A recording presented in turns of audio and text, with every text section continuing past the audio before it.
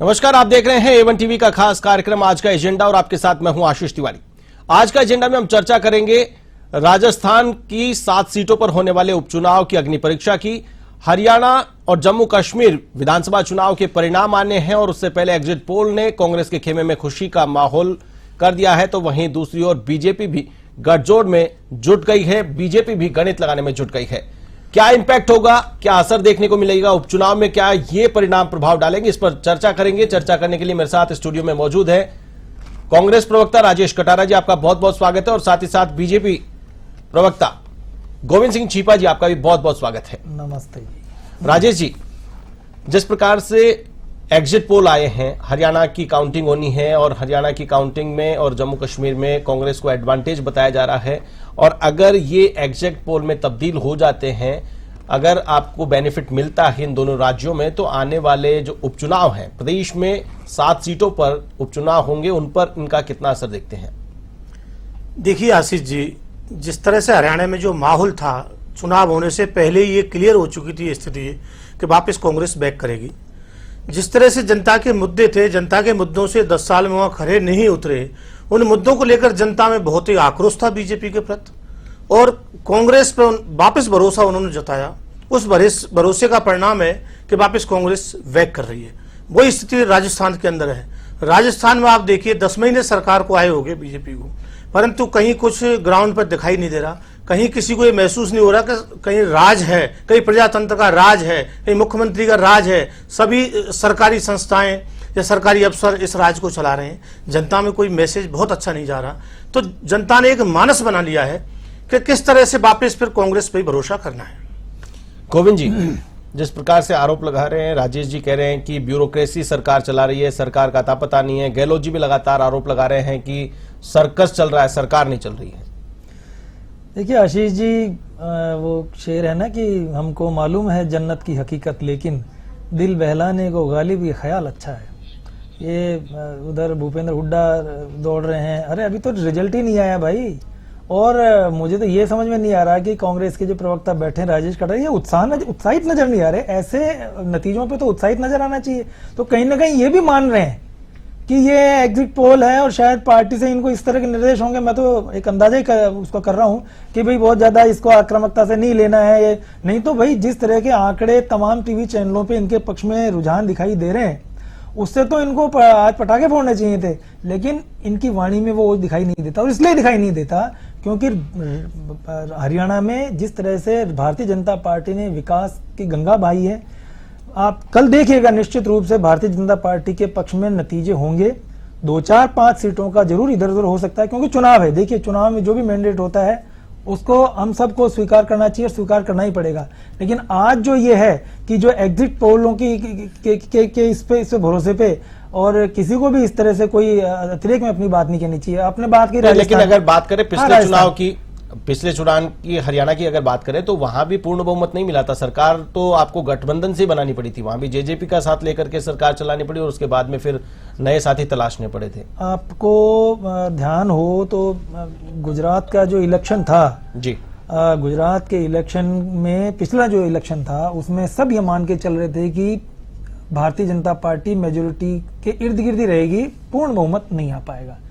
लेकिन ऐसा मैंडेट आया जो बियॉन्ड एक तरह से ग्रेविटी था कि एकदम उछाल मार के आया।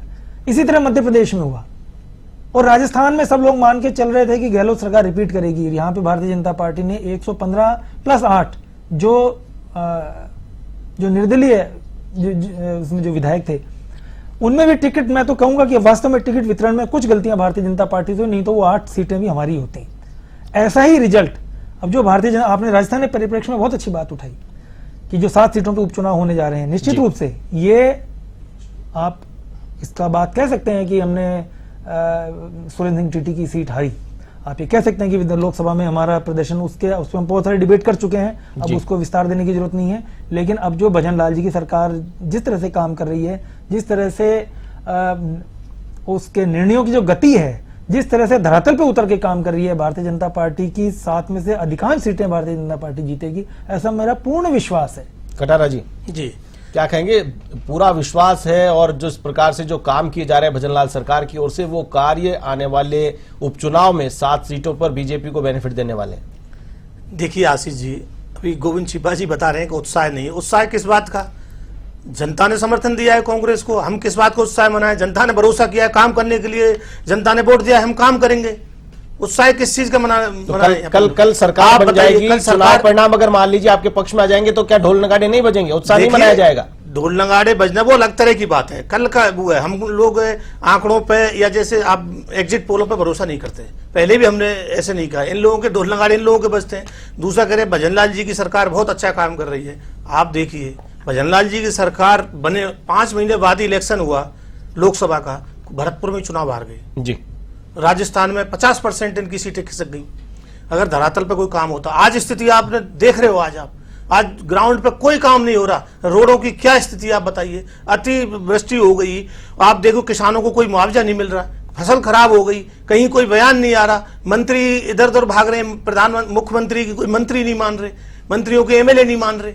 और कितने दिन हो गए किरोड़ीलाल मीणा जी को इस्तीफा दिए, उस पर कोई फैसला नहीं हो पा रहा। एक बहुत छोटा सा वो है, उस पर कोई फैसला ही नहीं कर पा रहे। आप बताओ, राहत है आपदा मंत्री किरोड़ीलाल मीणा जी हैं, अब हैं कि या नहीं है, उस पर ही कुछ फैसला नहीं कर पाए। जनता किससे जाकर के कहे, किसान कहाँ जाकर कोई अपनी पीड़ा बताए? तो इस तरह की बातें जनता देख रही है, कोई फैसला ही नहीं कर पा रहे, पता ही नहीं पड़ रहा कहाँ किससे जाकर के क्या कहें। आज सब लोग कंफ्यूज है, पूरा राजस्थान कंफ्यूज है आज। तो ये भूल जाएं, आप देखना 7 सीटों में चुनाव है, अधिकतर सीटें तो कांग्रेस की है। वैसे सीटें इनका तो कुछ है ही नहीं, कांग्रेस अपनी सीट पे जीतेगी वापस जी। इनकी एक सीट है, उसमें भी बहुत सस्पेंस बना हुआ है कि वो भी अगर जीत जाए तो बहुत बड़ी बात मानना। इनकी शैली का मैं थोड़ा सा उदाहरण देना चाहता हूँ आशीष जी। हमारी सरकार ने क्या काम किया इस पे तो जनता ही बताएगी निश्चित रूप से। 60,000 भर्तियां अभी हाल ही में पिछले 5-7 दिन पहले ही आपके इसमें राजस्थान पत्रिका में और तमाम टीवी चैनलों पे प्रकाशित हुई है। सफाई भर्ती इन्होंने टाले रखी 2 साल तक, चाहते तो उसको भर लेते। 13,000 जो भर्तियां, जिसकी वजह से जितने तमाम नगर निगम नगर निकाय काम नहीं कर पा रहे हैं, सफाई कर्मियों के अभाव में जो सफाई व्यवस्था होनी चाहिए थी, इन्होंने पूरे 5 साल निकाल दिए, लेकिन वो भर्ती पे कोई ठोस परिणाम न तो उसको निरस्त कर पाए, न उसको कर पाए, और उसको पेंडिंग से उसको जैसे त्रिशंकु की वो जो गति होती है उस तरह से लटकाए रखा। रोडवेज में 5 सालों में इन्होंने एक भी नई बस की खरीद नहीं की और 500 रोडवेज कर्मियों की भर्ती हमने निकाली है। हालत यह है कि रोडवेज की खस्ता हालत है। आज अगर आप कहीं एक स्थान से दूसरे स्थान जाने के लिए आप किसी रोडवेज में पकड़ लीजिए तो 5 साल में उनका बैंड बच चुका है। तो आप तो सरकार बचाने में लगे रहे बस 5 साल, किसी तरह गहलोत साहब अपनी सीट बचाने में कामयाब रहें। आप हमारी छोड़िए, अपने आला कमान तक को आंखें दिखा दी और उसका नतीजा है कि गहलोत सरकार आज विपक्ष में बैठे हैं। नहीं तो हो सकता है कि आपकी इतनी बुरी दुर्गति नहीं होती। इसलिए अब ये आधा राजस्थान निकल गया आई है। तो देखिए भजनलाल जी उस समय बिल्कुल नए मुख्यमंत्री बने थे, हो सकता है उनसे निर्णय करने में कुछ देर हो गई हो सकता है काम को समझने में कुछ उनको विलंब हो गया हो। अब वो एक बार जो गलती हो गई है, मुझे लगता है कि अब वो हमारी भारतीय जनता पार्टी की 7 सीटों पे बहुत अच्छी परफॉर्मेंस के था राजस्थान में हम करेंगे। और हरियाणा और जम्मू कश्मीर में जिस तरह से 370 हटाने के बाद एक भी आतंकवादी बड़ी घटना नहीं हुई। देखिए, क्योंकि 30 दशकों से जो प्रदेश आतंकवाद का दंश झेल रहा था, 90,000 से अधिक लोग वहां मारे जा चुके हैं, चाहे वो मिलिट्री फोर्सेज हो चाहे वो स्थानीय नागरिक हों। उसके बाद आज अगर जम्मू कश्मीर पर नजर डालिए 370 हटने के बाद, तो एक भी आतंकवाद की बड़ी घटना नहीं हुई है। ये कम अचीवमेंट नहीं है सर, आपको मानना पड़ेगा। अचीवमेंट का बेनिफिट मिलना चाहिए ना, मिलना ही चाहिए। देखिए, ये तो देश हित में होगा भारतीय जनता पार्टी की सरकार अगर जम्मू कश्मीर में आती है तो, और अगर भारतीय जनता पार्टी की सरकार, क्योंकि देखिए अब वो क्या नाई बाल कितने हैं कि जजमान सामने आ जाते हैं, 10-12 घंटे की बात रह गई है, उसके बाद ये सारे नतीजे आ जाएंगे। मैं कह रहा हूं पूर्ण विश्वास के साथ, मैं आज आपके टीवी चैनल पे कह के जा रहा हूं, भारतीय जनता पार्टी की सरकार जम्मू कश्मीर में बनना देश हित में होगा। और मैं कहता हूं परमात्मा से मेरी प्रार्थना है कि भारतीय जनता पार्टी की सरकार बने। राजेश जी, 370 हटाने की बात और उसका बेनिफिट लेने की बात कही जा रही है कि जम्मू कश्मीर में जिस प्रकार के हालात थे 370 हटने के बाद में उन हालातों में चेंज आया है और जनता, पूरे देश की जनता इस फैसले को वेलकम कर रही है और उसका बेनिफिट बीजेपी को मिलने वाला है। आशीष जी, आप देखिए 370 जब से इन्होंने हटाई है उसके बाद मीडिया को कितनी वहां पर खुली छूट मिली। कितनी बार मीडिया ने कवर किया जम्मू कश्मीर को, आप बताइए कितने जवान शहीद हुए, जितने 70 साल में नहीं हुए इतने इन्हें 370 रहे, उसके बाद जवान शहीद हो गए। आंकड़े छिपाए जा रहे हैं, इनके पक्ष में कुछ नहीं है। जम्मू कश्मीर में भी देख लेना आप, जम्मू कश्मीर में क्या स्थिति होने वाली है, हरियाणा की तो मालूम चल जाए, जम्मू कश्मीर की भी देख लेना है। मैं इनसे प्रश्न करना चाहता हूं, कितना वो मिलेगा इनको, कितना बेनिफिट मिलेगा? बेनिफिट काम करना पड़ता है। ये मुद्दे जिस तरीके के बनाते हैं सिर्फ चुनाव जीतने के लिए, उन मुद्दों से कभी सरकार नहीं बना सकते आप लोग। जनता की तह तक जाना पड़ेगा, काम करना पड़ेगा। ठीक है, एक सवाल भाषणों से जुड़ा हुआ एक सवाल आप कटारा जी, आप मुझे एक सीधे से 2 टूक में बताइए, आप 370 के हटाने के पक्ष में हैं या हटाने के पक्ष में नहीं है? बताइए आप।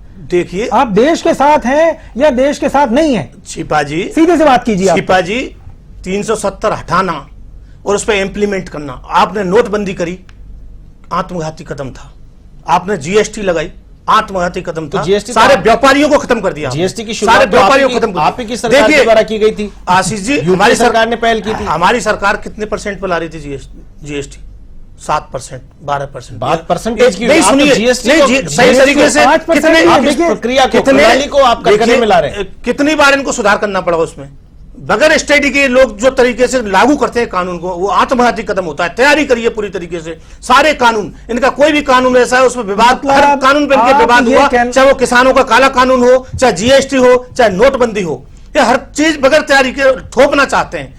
चाहे वो कोरोना काल में जिन्होंने लॉकडाउन लगाया, कितने लोग मारे गए, 700 किसान मारे गए, आप बताइए। फिर कहते हैं हम सरकार बनाएंगे। हाँ, सरकार बनाएंगे, किसानों के साथ नहीं है, युवाओं के साथ नहीं है, बेरोजगारों के साथ नहीं, किसी के साथ नहीं है, किसी के ये भले नहीं है। ठीक है छिपा जी, मतलब कटारा जी ये कहना चाहते हैं कि निर्णय तो हमने सही किए, इम्प्लीमेंटेशन में थोड़ी सी गलती है। तो निर्णय तो वही होता है छिपा जी, वही तो है निर्णय। क्या है निर्णय? तो वही सही होता है जिस पर इम्प्लीमेंट सही करो। विपक्ष का काम ये होता है कि पार्लियामेंट में अगर निर्णयों में अगर वहां पे बहस होती है, बहस होने के बहस जिन भी मुद्दों पे होती है, तो सरकार में जितने भी विपक्ष के साथी हैं उनका दायित्व होता है कि सदन में अपनी बात को रखें, जो भी उस बिल में या जो भी उस निर्णय में कोई कमी हो तो उसको दूर करें। अगर आप ये मानते हैं, अगर आपकी सरकार मानती है, अगर आपकी पार्टी मानती है कि भारतीय जनता पार्टी के द्वारा किया गया 370 हटाने का निर्णय सही था, अगर आपकी पार्टी मानती है कि जीएसटी का निर्णय सही है, और अगर आप जो अभी आपने स्वीकार किया कि नोटबंदी का निर्णय सही था लेकिन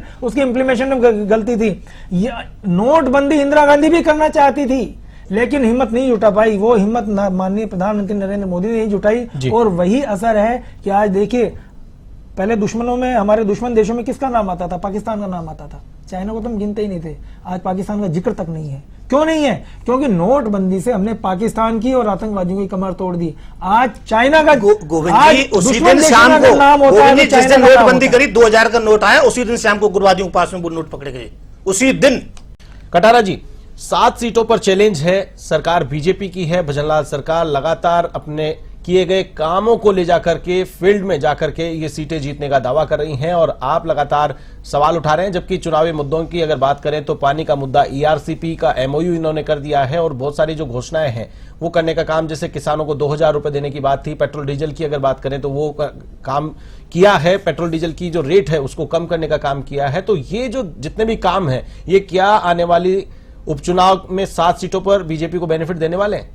देखिए आशीष जी, ये हार स्वीकार कर चुके हैं, चुनाव को खींचे जा रहे हैं, उन बातों को भुलाना चाह रहे हैं जो चुनाव में के टाइम लेके आए थे, जिन मुद्दों पे चुनाव जीते हैं, उन मुद्दों को ध्यान भटकाने के लिए, ये था डीजल पेट्रोल की रेट वो पड़ोसी राज्यों के बराबर करना चाहते थे, वो नहीं कर पाए। ईआरसीपी का मुद्दा है, वो आज तक ये विधानसभा में नहीं रख पाए कि क्या एमओयू किया है इन्होंने, पहले क्या था और अब क्या है। उसके बाद चुनाव हो चुके लोकसभा के, उसके बाद में देख लिया आपने 50% राजस्थान इनके हाथों से खिसक चुका है। तो ये पूरी तरह से हार स्वीकार कर चुके हैं। ये कोई इस तरह की चाहते हैं, कोई संजीवनी बूटी मिल जाए, कोई नई चीज मिल जाए जिससे हमें वापस जीने का थोड़ा सा अधिकार मिल जाए, थोड़ा सा हमें सांस मिल जाए। बाकी देखना कुछ नहीं मिलने वाला, जनता पूरी कांग्रेस के साथ है। आप देखना, चुनाव की घोषणाएं होने दो, अभी घोषणा ही नहीं कर पा रहे हैं, उसको बैक टू बैक खींचे चले जा रहे हैं पीछे एक साइड में। गोविंद जी, आपके सरकार के जो कामकाज है, आप तो कह रहे हैं कि उसका एडवांटेज आपको उपचुनाव में मिलने वाला है, लेकिन कटारा जी कह रहे हैं कि आप उस पर पर्दा डालने के लिए इस चुनाव को खींचे जा रहे हैं ताकि जनता भूल जाए और जो जनता का आक्रोश है वो मिट जाए, ताकि आपको बेनिफिट मिले। ऐसा कौन होगा भाई जो अपने किए हुए कामों को भुनाने की कोशिश नहीं करेगा? अभी आपने एमओयू को जिक्र किया, अभी आपने ईआरसीपी का जिक्र किया। मैंने अभी रोडवेज में भर्ती का जिक्र किया, सफाई कर्मियों की भर्ती का जिक्र किया। जिस तरह से प्रदेश में काम हो रहा है उसका हम सभी विभिन्न चैनलों के माध्यम से गाये बगाई इसकी बात करते रहते हैं। देखिए ये जो 7 सीटें होने वाली है ना, इसमें आप देखिए अधिकांश पे तो कांग्रेस के ही विधायक थे। जितने जीतेंगे हमें तो फायदा ही है, 4 जीते हैं, 5 जीते हैं या 7 जीते हैं, हम तो फायदे में ही हैं। मतलब कटारा जी आप तो अपनी बचाने की सोचिए। नहीं फायदे में कैसे हो, पूरी जीती है ना, आपने काम किया है तो जीत के बताइए पूरी सीटें। आपने काम किया है तो दिखाइए, आप हम तो पूरा बेनिफिट लीजिए ना, बेनिफिट तो पूरा मिलना चाहिए। आपने काम किया है तो जनता के बताइए, जीतने का वादा हम तो 7 बताइए। आप देखिए जिला प्रमुख का चुनाव नहीं करा पा रहे हो, भरतपुर में जिला प्रमुख की सीट कितने दिन से खाली पड़ी है, हम तो उसके चुनाव कराइए। हम तो 7 भरतपुर में गृह मंत्री जी का, मुख्यमंत्री जी का गृह राज्य जिला है, वहीं जिला प्रमुख की सीट खाली पड़ी है। हम तो और जगह करा रहे हो, आप वहां क्यों नहीं करा रहे हो बताओ। हम तो 7 सीट जीतने का दावा कर ही रहे हैं, लेकिन देखिए लोकतंत्र है, जब तक चुनाव नहीं हो जाते तब तक किसी, अरे आप तो कल की खुशी तो बड़ा दब के मना रहे हो यार, देखिए बात हो गई। आप कम से कम कल की तो आप अगर आप जीत रहे हो तो मैं तो इसमें शक है। मैं तो आपको फिर कह रहा हूं कि आप 10-12 घंटे का और मौन साधिए, कल सुबह 8 बजे से नतीजे आने शुरू हो जाएंगे। और ये जो कुमारी शैलजा जी दौड़ रही हैं, भूपेंद्र हुड्डा जी दौड़ रहे हैं, ये तो घर के अंदर दौड़ने वाले हैं, आप देख लीजिएगा। देखिए ये तो पार्टी के आदमी है, ये तो कांग्रेस के आदमी दौड़ेंगे, हर आदमी दौड़ता। आपकी पार्टी में देखिए क्या क्या हुआ था, कितने दिन तक राजस्थान के इतिहास में पहली बार इतने दिन सरकार लेट हुई, इतने दिन सरकार के गठन में लग गए, और जो किसी ने आज तक एक्सेप्ट नहीं कर पा रही है आपकी पार्टी, मुख्यमंत्री जी कोई। नहीं ये कैसे कहा ये तो दिख रहा है सामने। देखिए मुख्यमंत्री तो क्या है, कांग्रेस के लोग भजन लाल जी जैसे जमीन से जुड़े हुए कार्यकर्ता अगर मुख्यमंत्री बनने हैं तो आम भारतीय जनता पार्टी का कार्यकर्ता तो खुश है भाई। आम कार्यकर्ता की पूछ हुई है, हर एक कार्यकर्ता के मन में आने लगा है कि जमीन से जुड़ा कार्यकर्ताओं की पूछ अगर हो सकती है तो केवल भारतीय जनता पार्टी में हो सकती है। तो कांग्रेस में तो ऊपर से नेतृत्व थोपे जाते हैं उनको हमेशा से। चलिए मान लेते हैं हरियाणा का चुनाव परिणाम आने वाला है, हरियाणा का चुनाव परिणाम या फिर जम्मू कश्मीर का चुनाव परिणाम राजस्थान की क्या 7 सीटों पर इंपैक्ट डालेगा, क्या उसका असर देखने को मिलेगा? कटारा जी। जी बिल्कुल राजस्थान की सारी सीटें कांग्रेस जीतेगी। हरियाणा के चुनाव से ही नहीं, इनके खुद कामों से हम कांग्रेस जीत रही है। और छिपा जी वहां भी यही हुआ, हरियाणा में भी यही हुआ है। इनके देखिए, इनके मुख्यमंत्री भी बहुत खराब स्थिति से गुजरेंगे। अभी तो देखिए 7 सीटों के चुनाव होंगे, मुद्दे आएंगे, मुद्दे उछलेंगे, क्या होगा कैसे होगा। देखिए अभी इस बारे में वो तो अपनी बात कहेंगे, मैं अपनी बात कहूंगा, इसलिए इस डिबेट को तो अभी विराम देना चाहिए। फिलहाल डिबेट की है कि कल की जो 2 विधानसभाओं की सीटों के नतीजे हैं वो निश्चित रूप से भारतीय जनता पार्टी के पक्ष में होंगे, ऐसा मेरा पूर्ण निश्चित विश्वास है। चलिए आज की चर्चा में शामिल होने के लिए आप दोनों मेहमानों का बहुत बहुत धन्यवाद। गोविंद सिंह छिपा जी बीजेपी प्रवक्ता, राजेश कटारा जी कांग्रेस प्रवक्ता, आज की इस चर्चा में आप दोनों शामिल हुए। आज हमने चर्चा की प्रदेश की 7 सीटों पर होने वाले उपचुनाव को लेकर, हरियाणा विधानसभा चुनाव के परिणाम और जम्मू कश्मीर विधानसभा चुनाव के परिणाम क्या इंपैक्ट डालेंगे, आने वाला वक्त बताएगा। देखना दिलचस्प होगा कि दोनों राज्यों में आखिर किसकी सरकार बनती है। फिलहाल के लिए मुझे दीजिए इजाजत, नमस्कार।